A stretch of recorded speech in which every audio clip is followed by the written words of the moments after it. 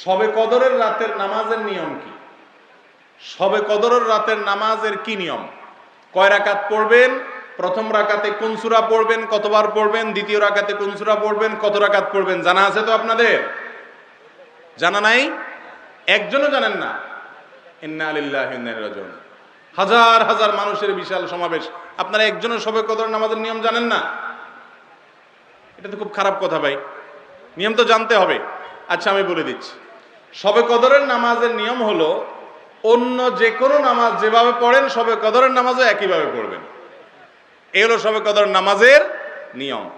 এমন কোনো কথা নাই যে শবে কদরের নামাজে প্রথম রাকাতে সূরা ফাতিহার পর অমুক সূরা এতবার পড়তে হবে, দ্বিতীয় রাকাতে ততবার পড়তে হবে, এরকম কোনো কথা কোরআন হাদিসে, এগুলা মন গড়া বিভিন্ন সিস্টেম, বিভিন্ন পদ্ধতির কথা, বিভিন্ন আপনার বাজারে নামাজ শিক্ষার বই নামে অনেক বই আছে, সব বই না, কিছু কিছু বই আছে, এইসব বইতে শবে কদরের নামাজ এত রাকাত, প্রথম রাকাতের এই নিয়ম, দ্বিতীয় রাকাতের ওই নিয়ম, এরকম বিভিন্ন কথা বলা আছে। এগুলো সব ভিত্তিহীন, মন গড়া, এগুলো কোরআন হাদিসে নাই। কোরআন হাদিসে লাইলাতুল কদরে অন্য রাতের মতো আপনি নামাজ পড়বেন, একটু লম্বা সময় নিয়ে পড়বেন। যে কোনো রাতের নামাজ, তাহাজ্জুদের নামাজ লম্বা সময় নিয়ে পড়তে হয়, দীর্ঘ রাকাত, দীর্ঘ রুকু, দীর্ঘ সিজদা, আস্তে আস্তে তেলাওয়াত, আস্তে আস্তে তাসবিহ এবং সময় নিয়ে পড়বেন।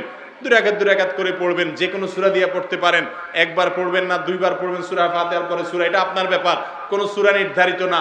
আপনি লাইলাতুল কদরের একটা জিনিস নির্ধারিত, সেটা হলো একটা দোয়া হাদিসে বর্ণিত হয়েছে, আম্মা জানা আয়েশা রাদিয়াল্লাহু তাআলা আনহাকে নবী করিম সাল্লাল্লাহু আলাইহি ওয়াসাল্লাম শিক্ষা দিয়েছেন, তুমি যদি লাইলাতুল কদর পাও তাহলে দোয়া করবা। কি দোয়া?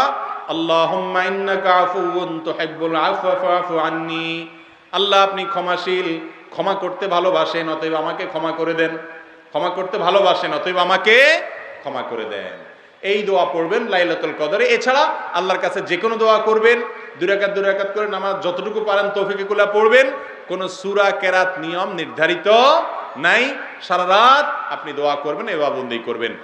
আর এই শবে কদর পাওয়ার জন্য, শবে কদরের ইবাদতের আশায় রমজানের শেষ রাতে, শেষ 10 রাতের সবগুলোতে, বিশেষ করে বেজরগুলোতে বেশি বেশি করে করবেন।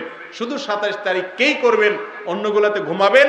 এটা সুন্নাহ সম্মত লাইলাতুল কদরের তালাশ নয়।